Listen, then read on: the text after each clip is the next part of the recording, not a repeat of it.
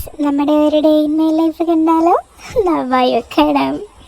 ഇപ്പോൾ സമയം വെളുപ്പിന് 5 മണി എന്ന് പറയാൻ പറ്റത്തില്ല. 5ന്റെ കൂടെ 5 കൂട്ടിയാൽ എത്രയാ? 10 മണി കേട്ടോ ഗൈസ്. ഇപ്പോഴൊന്നും എണീക്കണമെന്ന് വിചാരിച്ചതല്ല, പക്ഷേ കറണ്ട് നമ്മളെ ചതിച്ചു. രാവിലെ തന്നെ കറണ്ട് പോയി, മനുഷ്യൻ്റെ ഉറക്കവും പോയി. ഇപ്പോഴൊന്നും എണീക്കണമെന്ന് വിചാരിച്ചതല്ല, പക്ഷെ എന്ത് ചെയ്യാനാ? ഞാനിവിടെ ഹോസ്റ്റലിൽ വന്നത് വേറൊരു കാര്യത്തിനാണല്ലോ, അത് നമുക്ക് ചെയ്യണ്ടേ. അപ്പോൾ ഈ കാട്ടിലൂടെ എങ്ങോട്ടാണ് പോകുന്നതെന്ന് ചോദിക്കണ്ട, ഷോർട്ട് കട്ടാണ് ഗൈസ്, ഷോർട്ട് കട്ട്. അങ്ങനെ കണ്ട കാടും ചപ്പും എല്ലാം നോക്കി കേട്ടോ ഞങ്ങൾ പോകുന്നത്. അങ്ങനെ പ്രകൃതി ഭംഗി ആസ്വദിച്ച് നമ്മൾ ചായ കുടിക്കാനാട്ടോ പോകുന്നത്. രാവിലെ എണീറ്റാ മടിയാണെന്നേ, വീട്ടിൽ വെക്കുന്ന പോലെ ഒന്നുമല്ലല്ലോ ഇത്. നമ്മൾ എണീറ്റ് ഉണ്ടാക്കി കഴിക്കാണ്ടിരിക്കുമ്പോഴത്തേക്കും സമയം ഒരുപാടാവും. ഒന്നാതെ എണീറ്റ് വന്നപ്പോൾ തന്നെ നമ്മൾ ഇത്ര സമയം എന്നറിയാലോ. അങ്ങനെ കയ്യിലിരുന്ന പൈസ ഞുള്ളി പറക്കിയിട്ടാട്ടോ പോകുന്നത്. തിരിച്ചും മറിച്ചും നോക്കിയിട്ട് ഞങ്ങളുടെ കണക്കുകൾ പലപ്പോഴും തെറ്റിപ്പോകുന്നു, പലപ്പോഴും. പിന്നെ മാത്സിൽ ഞങ്ങൾക്ക് പണ്ടേ വിവരമുള്ളതുകൊണ്ട് ചെയ്യുന്ന കണക്കൊക്കെ പലപ്പോഴും തെറ്റാറുണ്ട്. പലപ്പോഴും എൻ്റെ വായിൽ അങ്ങോട്ട് വരുന്നില്ലല്ലോ. അങ്ങനെ കണക്കുകൾ തെറ്റി ലാസ്റ്റ് ഒരവസാനത്തിലെത്തി ഗൈസ്. അങ്ങനെയുള്ള കണക്കും ഫുള്ളും പൊട്ടത്തെറ്റി പറഞ്ഞിട്ട് ഞങ്ങൾ ചില്ലറ പൈസയും കുലുക്കിതാ പോകുന്നു ഗൈസ്. അങ്ങനെ ഞങ്ങൾ ആസ്വദിച്ച് പോവുകയാണ്, വേറൊന്നുമല്ല പ്രകൃതി ഭംഗി. ഈ പൊട്ടിച്ചിരിക്കുന്നത് എന്താണെന്ന് വെച്ചാൽ, കൂട്ടം കൂടുമ്പോൾ മെയിനായിട്ട് കയറുന്ന ഒരു പ്രതിഭാസമാണല്ലോ കുറ്റം പറച്ചിൽ. കണ്ടവരുടെ കുറ്റവും അപ്പുറത്തെ വീട്ടിലെ കുറ്റം, ഇപ്പുറത്തെ വീട്ടിലെ കുറ്റം, അപ്പുറത്തെ വീട്ടിലെ കുറ്റമല്ല ഗൈസ്, ഹോസ്റ്റലിലെ കുറ്റം, അങ്ങനെ പറയാം. നമ്മൾ ഈ കുറ്റം പറയുമ്പോൾ സമയം പോകുന്നതും സ്ഥലം പോകുന്നതും ഒന്നും അറിയാൻ പറ്റില്ലല്ലേ. എത്ര പെട്ടെന്ന് ആ ദൂരമുള്ള സ്ഥലം അടുത്തെത്തിയത് പോലെ ഒരു തോന്നൽ.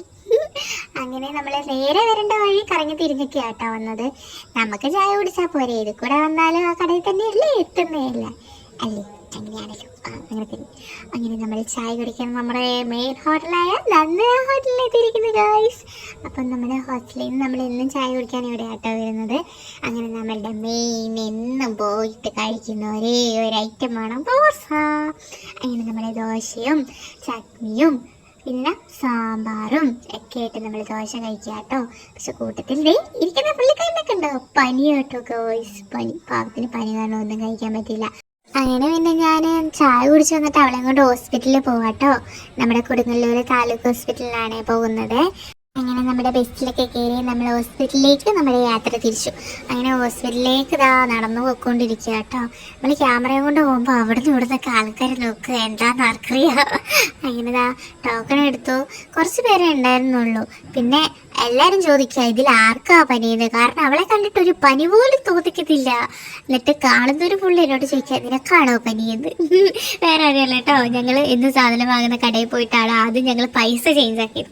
ഞങ്ങളുടെ ഒരു ചെറിയ ATM എന്ന് പറയാം, ഞങ്ങൾ ഗൂഗിൾ പേ ചെയ്യും, അവിടുന്ന് പൈസ വാങ്ങും. അങ്ങനെ അവൾ ഡോക്ടറെയൊക്കെ കണ്ടു, ഡോക്ടറെ കാര്യമൊക്കെ അന്വേഷിച്ചു. കുറേ ദിവസം അയാൾക്ക് പനി അങ്ങോട്ട് മാറുന്നില്ല, വരിക പോവുക. മാറാത്തത് കൊണ്ടാട്ടോ നമ്മൾ ഡോക്ടറിനെ കാണിച്ചത്. അങ്ങനെ ഡോക്ടർ പറയണു പോയി ബ്ലഡ് ടെസ്റ്റ് ചെയ്യാൻ. അങ്ങനെ ഞങ്ങൾ രണ്ടുപേരും ബ്ലഡ് ടെസ്റ്റ് ചെയ്യാൻ പോയേക്കായിരുന്നു കേട്ടോ. അങ്ങനെ ബ്ലഡൊക്കെ ടെസ്റ്റ് ചെയ്തു. നമ്മുടെ കൊടുങ്ങല്ലൂർ അമ്പലമാണ് കേട്ടോ ഇത്. അങ്ങനെ കൊടുങ്ങല്ലൂർ അമ്പലമൊക്കെ നോക്കി ഇങ്ങനെ നമ്മൾ തിരിച്ച് ബ്ലഡൊക്കെ ടെസ്റ്റ് ചെയ്ത് റിസൾട്ടൊക്കെ വാങ്ങിച്ചു. ഇല്ല റിസൾട്ട് വാങ്ങിച്ചില്ല, റിസൾട്ട് വാങ്ങുന്നത് 3 മണിക്കാട്ടോ. പക്ഷെ ഞാൻ വന്നത് മെയിൻ ഒരു കാര്യത്തിലാണല്ലോ, ഞാൻ വേറെ ഒന്നിനും അല്ലാത്തത് കോളേജിലേക്ക് വന്ന കേട്ടോ. ഞാൻ കോളേജിൽ പോയതിന് ശേഷം TC ഒന്നും വാങ്ങാതെ പോയത്.